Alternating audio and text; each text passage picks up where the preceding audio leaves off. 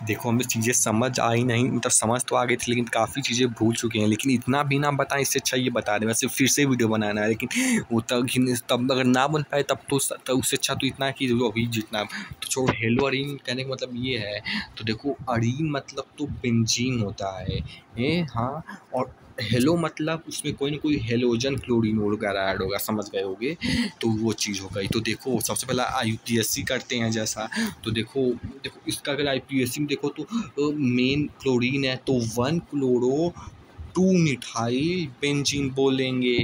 लेकिन अगर इसको जैसा कि अगर कहीं भी CH3 बेंजीन पे लगा होता है तो उसको हम इतने स्ट्रक्चर को टोलुईन भी बोलते हैं, तुम्हें याद हो तो इसको टोलुईन भी बोल देंगे सकते हैं। तो इस तरीके से हो जाएगा। देखो टोलुईन जहाँ है उसको ऑलरेडी जो है पहला नंबर मिल जाएगा शायद से, तो ये दूसरे नंबर पे हो गया, तो 2 क्लोरो टोलुईन जो कि ज़्यादा सही है लिखना, ये लिख सकते हो। तो ये चीज़ हुई। अब अगला एक और एग्जांपल देखा कि 1,3 डाइब्रोमोबेंजीन। अब देखो प्रिपरेशन मेथड है, तो देखो प्रिपरेशन में हम देखो जैसा कि हमारा बेंजीन होगा फ्रॉम हाइड्रोकार्बन, यानी कि बेंजीन से हम मतलब बनाएंगे, क्या बनाएंगे, हेलो मतलब कि अरीन तो है ही, बेंजीन वो तो पहले से ही है, बस हम उसमें जो है पहले कुछ और होगा, जैसे पहले CH3 हो सकता है, कुछ भी हो सकता है, पहले है बस ये होगा कि बेंजीन होगा यानी एरीन होगा। अब बस हमें उससे हेलोजन ऐड करके हेलो अरीन बनाना है। तो देखो जैसा कि CH3 है और बेंजीन है, तो ये CH3 है तो इधर लॉन पेयर है तो ये इलेक्ट्रॉन देगा, तो ये प्लस आई इफेक्ट शो करेगा। तो देखो इसको रिएक्ट कराएंगे Fe प्लस में डोट हो हेलोजन, क्योंकि हेलोजन ही ऐड होगा। तो Fe प्लस और डार्क रिएक्शन है ये, अंधेरे में अंधेरा।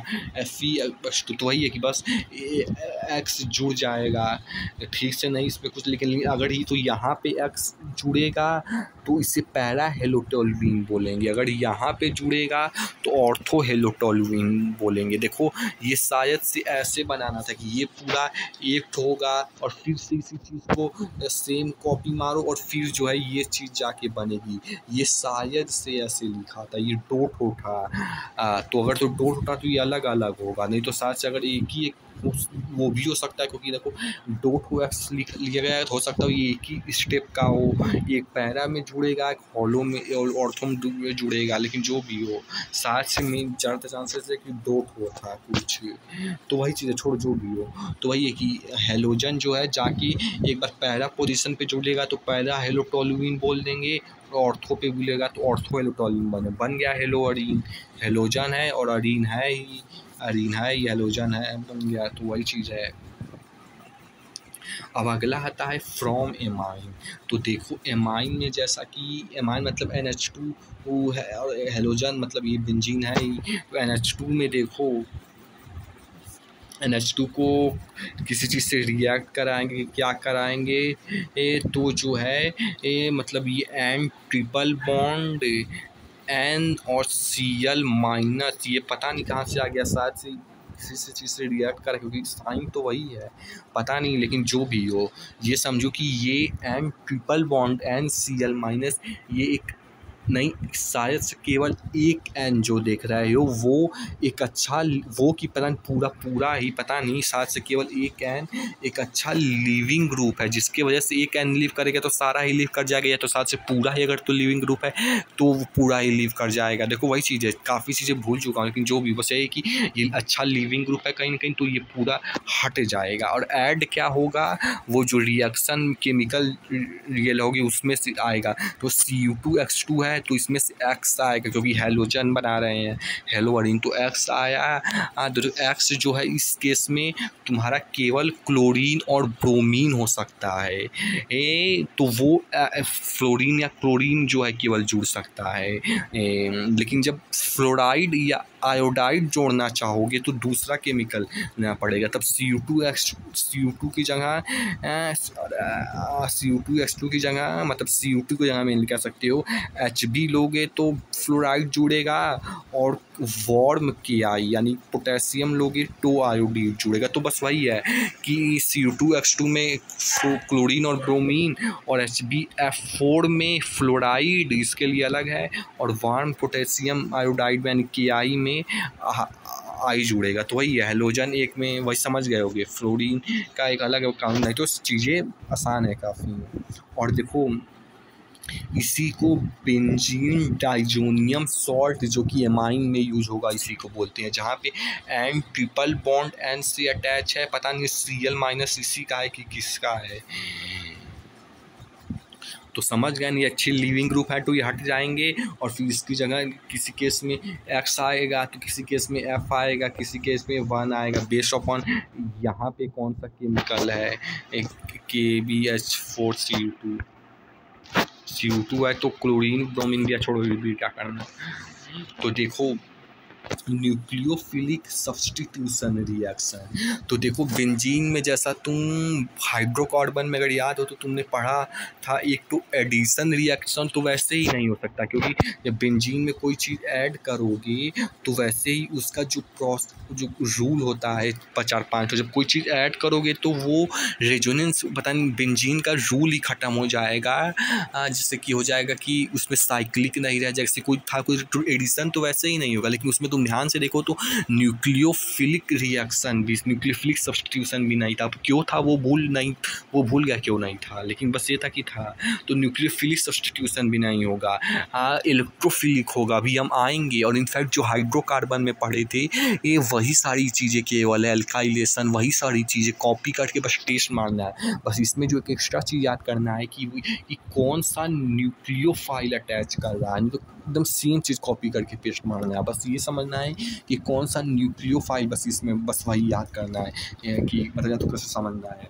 तो छोड़ो जो भी दो, लेकिन न्यूक्लियोफाइल सब्स्टिट्यूशन कुछ ड्रास्टिक कंडीशंस में हो सकती है, कुछ कंडीशंस में। तो देखो वो कंडीशंस कौन से हैं। सबसे पहले भी देखो क्यों नहीं हो सकते। देखो ये बेंजीन है, ये मान लो हेलोजन, ये पाई इलेक्ट्रॉन इसको देगा तो जिसकी वजह से इसका डबल बॉन्ड फिर रेजोनेंस शो करेगा, ये यहाँ आएगा, और फिर पार्शियल डबल बॉन्ड का टर्ड, बस इतना ही समझ है, इसके बाद नहीं समझ आएगा तो वो छोड़ो, बजाय कि इतना भी नहीं सच्चा इतना तो बताओ। तो देखो डाउ प्रोसेस की रेयर केस जो डाउ प्रोसेस में हो सकता है मतलब के बारे में, देखो ये जो क्लोरीन है ये जब सोडियम हाइड्रोक्साइड से 623 केल्विन में 300 एटमॉस्फेरिक प्रेशर में जब अटैच मतलब रिएक्ट करेगा, तो देखो बस यही है कि यहाँ का O यहाँ चला जाएगा और Cl हट जाएगा तो O जुड़ जाएगा, और बाकी क्या हुआ कुछ बहुत से डॉट्स मिसिंग है, भूल गया हूँ, लेकिन जितना आ रहा है बता रहा हूँ। तो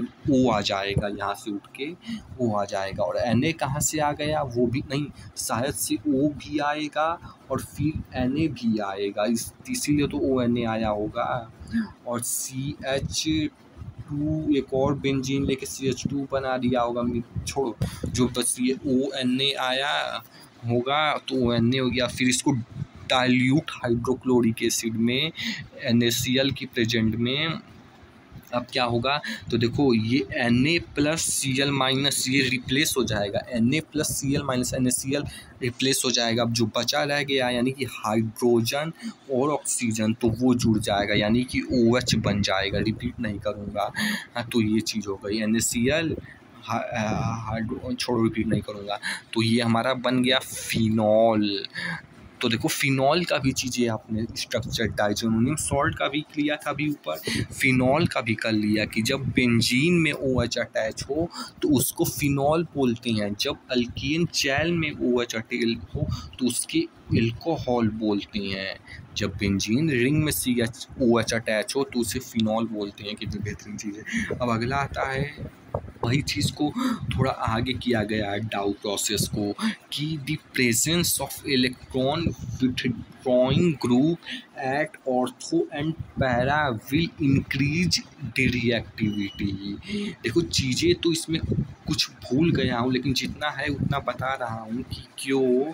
तो देखो जैसा कि इस केस में Cl है और NO2 है। तो जब इसको देखो हर केस में 2 से रिएक्ट कराया जाएगा, एक NaOH से यहाँ पे 443 डिग्री केल्विन, और जैसे जैसे आगे जाते जाओगे ये टेम्परेचर जैसे यहाँ की 368 नहीं ये इतना केवल एक है, फिर यहाँ पे और कम 368 डिग्री, और फिर यहाँ पे तो एकदम ही कम, एकदम मतलब केवल गर्म पानी में भी करोगे तो रिएक्ट कर जाएगा। क्यों वो आएगा? तो पहले में ये कि NaOH और टेम्परेचर देखिए वो करेंगे जो कि टेम्परेचर कम होता जाएगा। दूसरे में ये है कि मतलब एक चीज़ और लिए रहेंगे कि H+ हम लिए रहेंगे। तो ये चीज़ है। तो देखो मोटा मोटा है यही कि एक तो ये है कि ये Cl की जगह OH लेगा, पहला चीज़ तो ये Cl को हटा के OH आएगा। और देखो इस केस में भी Cl को NaOH जो OH है ये Cl को हटा देगा और OH आएगा, पहला चीज़ तो ये। और जो दूसरा और इम्पोर्टेंट चीज़ है कि जितना ज़्यादा जैसे कि लिखा था कि presence of electron withdrawing group जो कि NO2 है, क्यों है नहीं पता भूल गया। तो जो यानी कि एक NO2 ग्रुप है तो एक बार इलेक्ट्रॉन मान लो विड्रॉ करेगा, लेकिन मान लो 2 ठो NO2 ग्रुप है, देखो ये पूरा 1 ठो है, मतलब कि मतलब ये अलग चीज़ है, ये अलग मतलब अलग है, ये अलग है, ये जो 2 ठो है मिला के एक बन रहा है, मतलब अलग। छोड़ो, अगर एक NO2 है एक बार इलेक्ट्रॉन विड्रॉ करेगा, 2 NO2 है तो 2 ठो इलेक्ट्रॉन खींचेगा। क्यों खींच रहा है? जैसा यहाँ पे तो लिखा है कि ये जो कार्बन है इस पॉइंट पे यहाँ पे पॉजिटिव चार्ज आ गया, पता नहीं क्यों, और इधर से लिखा है इधर से न्यूक्लियोफाइल अटैच कर रहा है तो वहाँ पॉजिटिव आ गया, पता नहीं क्या, लेकिन छोड़ो जो भी हो, बस ये समझ में आ रहा है कि ये NO2 जो है एक इलेक्ट्रॉन विड्रॉ करेगा। अगर एक है तो इस केस में कि 2 है तो 2 इलेक्ट्रॉन विड्रॉ करेगा। तो जितना ज़्यादा इलेक्ट्रॉन पुल करेगा, इसको लिखा भी हूँ कि न्यूक्लियोफाइल यानी कि जो अटैक करेगा directly proportional to carbocation, यानी कि कार्ब पे जितना ज़्यादा चार्ज है डायरेक्टली प्रोपोर्शनल टू उतना इलेक्ट्रॉन खींचने का पुल करने का बढ़ेगा। पता नहीं फॉर्मूला देखो यही चीज़ है, फॉरगेटिव का के अकॉर्डिंग 2-3 दिन हुए कुछ चीज़ें भूलने लगा हूँ, और ये तो फॉर्मूला खुद से बनाया था, तो वीडियो देख भी लूँ तो शायद से ना फिर से आए, छोड़ो जो भी हो। अब देखो इस केस में जैसा कि 3 ठो NO2 लगा है, तो देखो इसमें भी वही है कि यहाँ पे OH पहले लगेगा। देखो यहाँ पे एक चीज़ और है कि यहाँ पे इतना टेम्परेचर कम हो गया केवल गर्म पानी से ही मतलब चीज़ रिएक्ट कर जाएगा। तो देखो H2O में OH आके पर लगेगा,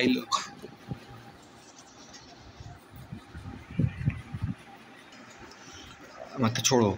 और यहाँ पे 3 ठो है तो 3 बार इलेक्ट्रॉन खींचेगा, तो जितना ज़्यादा खींचेगा उतना ज़्यादा जो है presence of electron withdrawn group increases react, उतना ज़्यादा रिएक्टिव, बस वही कितना इलेक्ट्रॉन खींचेगा। और बाकी की चीज़ें जो था जो कि इतने में ही था वो भूल चुका हूँ, तो ऊपर वाला बात बताऊंगा, अभी पहले इतना समझो। तो reaction with metal hello Areen का, तो देखो जैसा कि हेलो अरीन हेलोजन है और अरीन यानी कि मतलब वही है, मतलब कि अरीन है हेलोजन है, और फिर इधर से भी नहीं, बस इतना ही है। तो देखो इसको प्लस में 2NaBrCH3, ये पूरा पता नहीं कुछ समझ नहीं आ रहा है, क्योंकि देखो और प्लस में 2Na है, पूरा एक में चिपका रहता है, तो ये इतना सेपरेटली क्यों लिखा है? पहला चीज़ तो यही। और इसको जब रिएक्ट कराएंगे डाइटर से तो देखो रिएक्ट करने में बात नहीं है, देखो ये Br देखो 2NaBr2 निकल जाएगा, 2NaBr निकल जाएगा, 2 ठो Na है और Br भी तो 2 है, हाँ सही तो है, 2 इससे मल्टीप्लाई में इस तरीके से है, तो 2Na से भी इंटू में Br से भी, तो 2NaBr मतलब 2 वही 2 ठो है निकल जाएगा। और ये जो CH3 है ये यहाँ के लग जाएगा, देखो लग गया, तो वही डाइटर के प्रेजेंस में ये CH3 यहाँ के लग गया, और ये चीज़ इतनी निकल जा रहा है, ये थोड़ा सा कुछ मिसिंग है, लेकिन छोड़ो। अब देखो इस वाले में 2 ठो एक ठो बेंजीन Br लिया और इधर से एक और बेंजीन Br लिया, और बीच में क्योंकि 2 ठो लिया इसलिए 2 ठो सोडियम भी ले लिया, ताकि एक सोडियम इधर से Br लगे। सोडियम ब्रोमाइड बनाता है, इसीलिए एक सोडियम इधर से ब्रोमाइड बनाएगा, एक सोडियम इधर से ब्रोमाइड बनाएगा। देखो ये मैं थोड़ा अपने समझ से बता रहा हूँ, अपना भी तो कुछ लॉजिक यूज करूँ। तो इस तरीके से 2 सोडियम ब्रोमाइड बना के निकाल देगा, और फिर ये दोनों चीज़ आपस में जाके मतलब जुड़ जाएगी। तो कि देख सकते हो ऐसा कि जुड़ गया, ये डाईफिनाइल बना दिया, और अपना 2NaBr अलग हो गया, डाईफिनाइल। अब देखो इलेक्ट्रोफिलिक सब्स्टिट्यूशन रिएक्शन में देखो, जैसा कि यही है वो हाइड्रोकार्बन में जो पढ़ाया गया था कि हेलोजिनेशन, नाइट्रेशन, सल्फोनेशन, साइलेशन। बस इसमें एक चीज़ ये समझो कि तुम्हें ये पता करना है कि इलेक्ट्रोफाइल जो अटैक कर रहा है वो कौन सा है। देखो बताने को तो मैं बता दूंगा, इस केस में लिखा ही है Cl+ अटैक कर रहा है इस केस में, और हेलोजिनेशन में, और नाइट्रेशन में NO2 कर रहा है, और सल्फोनेशन में SO3H+ कर रहा है, और एल्काइलेशन में CH3+ कर रहा है, एसाइलाइजेशन में CH3 जो भी है वो कर रहा है, CH3CO+। देखो अभी तो इतना ही, नहीं तो बाकी सब चीज़ें छोड़ो, हो गया आपका।